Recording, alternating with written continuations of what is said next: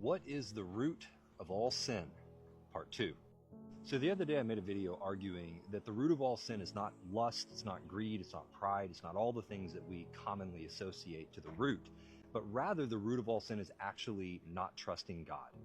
And most of the things that are commonly attributed as the root of sin are actually just outworkings of not trusting God. And of course, I saw a number of people arguing for other angles, pride, desire, selfishness, money, and I even had one person argue that it was knowledge, which is an interesting one, and I'll get to that. But because there's so many conflicting viewpoints on this, I wanted to take a moment to and show how all of these actually find their root in not trusting God. Now, to do that, we need to do a couple of things. The first thing is we need to look at where did sin enter the world? Because where sin found its first intersection with humanity is the root, and that's where everything else grew from.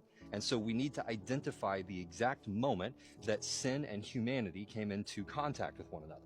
Now in Romans, it says that sin entered the world through the one man. And we know that that man is referring to Adam. So if we want to identify where and how sin entered into the world, we simply need to go back to Genesis and look at the interaction with Adam and Eve. And since we're trying to get to the root cause of sin, we more specifically need to look at their motivations. Why did they choose to sin?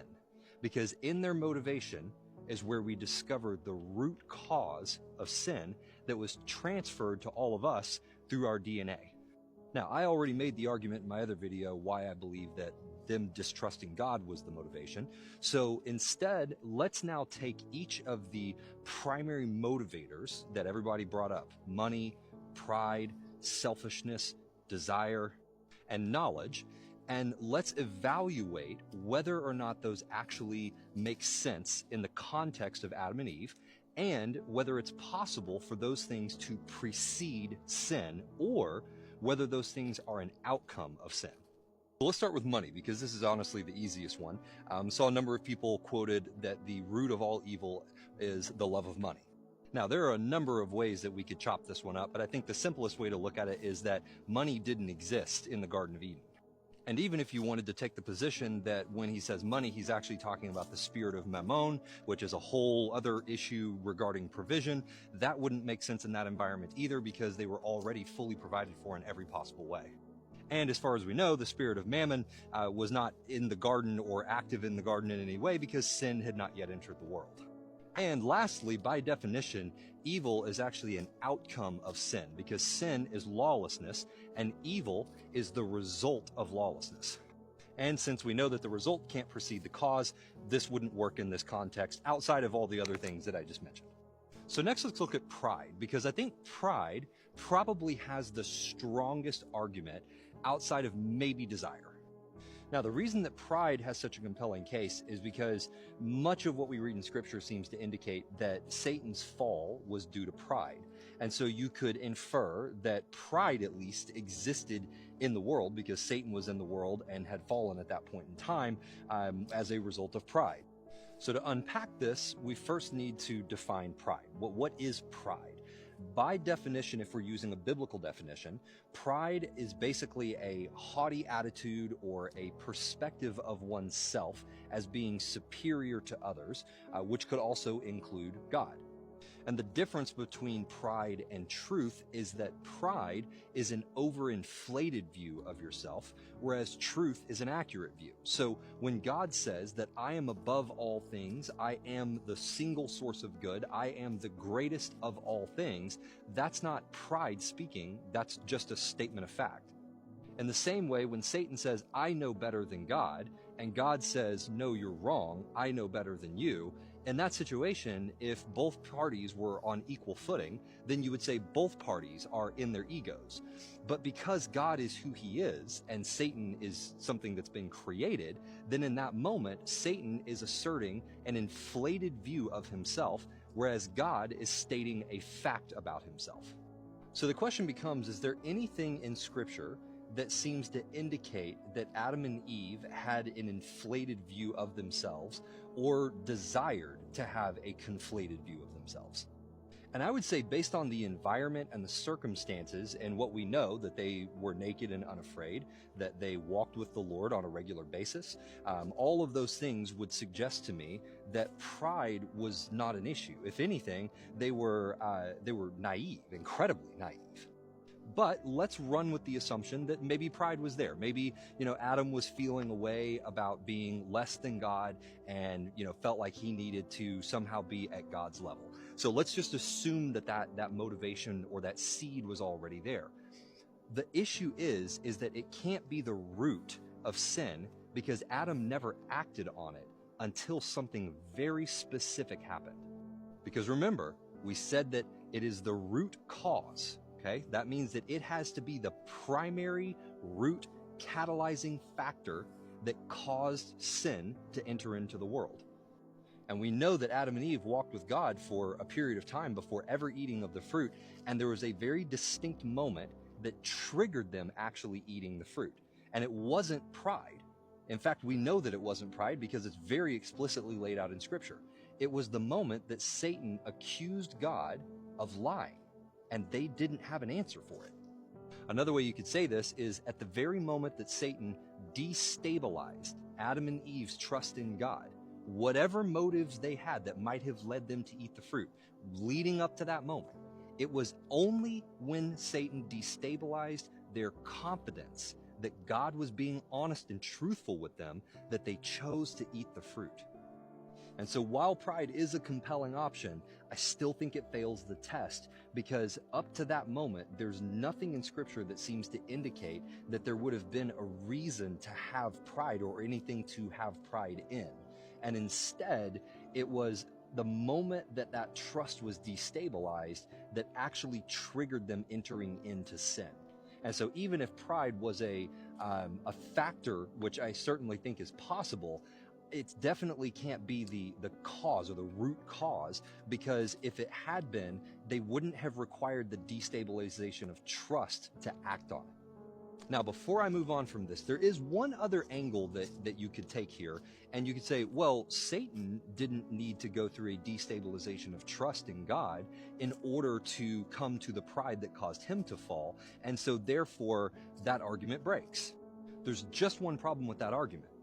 Something had to have triggered Satan to fall, and we don't have a clear understanding of what that something is. We could say that it was pride, but if that pride had existed for whatever period of time, there had to have been a catalyzing moment where God did something that Satan basically disagreed with to such a degree that he felt like he had a strong enough case to say that you're wrong and I'm right.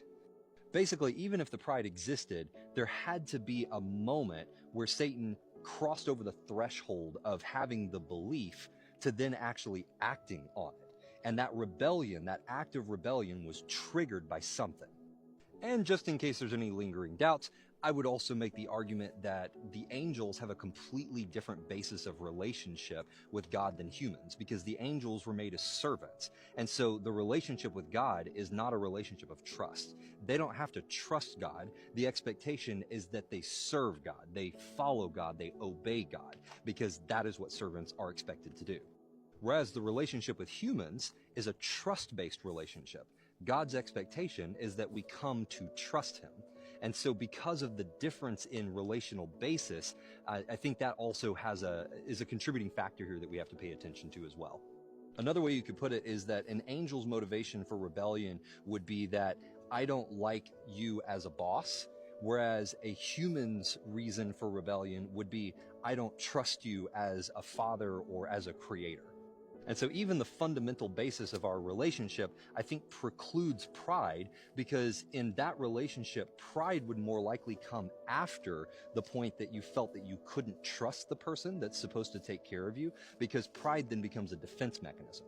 Whereas if you're a servant and you already have that relationship with God, and you have a full awareness of who he is and what his capabilities are and how he operates, and then you choose to rebel, in that situation, pride would make sense, because it's a disagreement with the way that he's going about things and the belief that you could do it better.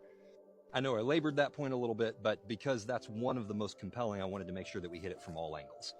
Okay, next we have to look at selfishness, which I actually think is an easy one, because if you boil selfishness down in its simplest form, it is self-interest.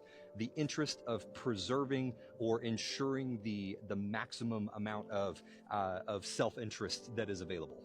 Now, if you're Adam and Eve and you've been placed in a garden that is by all accounts perfect, and you're naked and not afraid, and you're walking with the literal creator of the universe, which at that moment in time, you don't have a frame of reference to believe that there might be something beyond him. So for all you know, he is literally the source of all things. In that context, your self-interest would be best served by staying in good standing with whoever that person is. And the only way one might conclude that deviating from that good standing would somehow better serve their self-interest is if at some point in time, the trust that they had in that particular being to have their best interest in mind was somehow destabilized. Because otherwise, your starting point is, this being told me that they have my best interest in mind. All of my experiences that I've had seem to demonstrate that.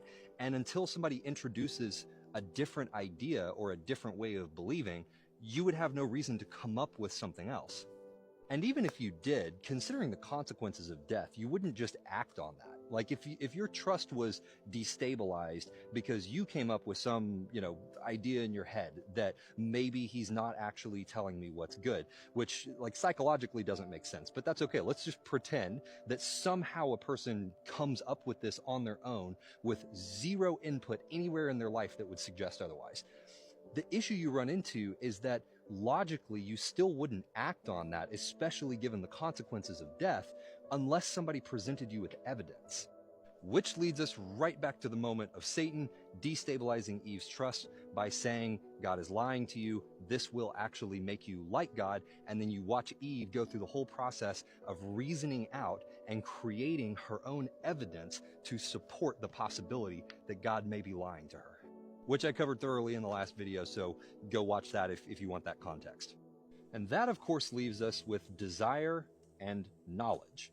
Now, the knowledge one is interesting. I didn't ask the person who listed knowledge, but my guess is that the way that they would argue that is, Paul says it was the introduction of the law that made me know what sin was. And so the knowledge of sin is the thing that made it sinful. And so having knowledge, like the knowledge of good and evil, is the thing that actually introduced or became the root of sin. Which sounds like a good argument until you realize that the act of sinning is the thing that gave us the knowledge to be able to evaluate good and evil. And so the root of sin would have had to precede the acquisition of the knowledge. And so while it sounds good on paper, I still think it fails the test, because again, sequentially, you can't have the knowledge of good and evil without first sinning to get it. Which leaves us with desire, which I'll talk about in the next video because I just ran out of space.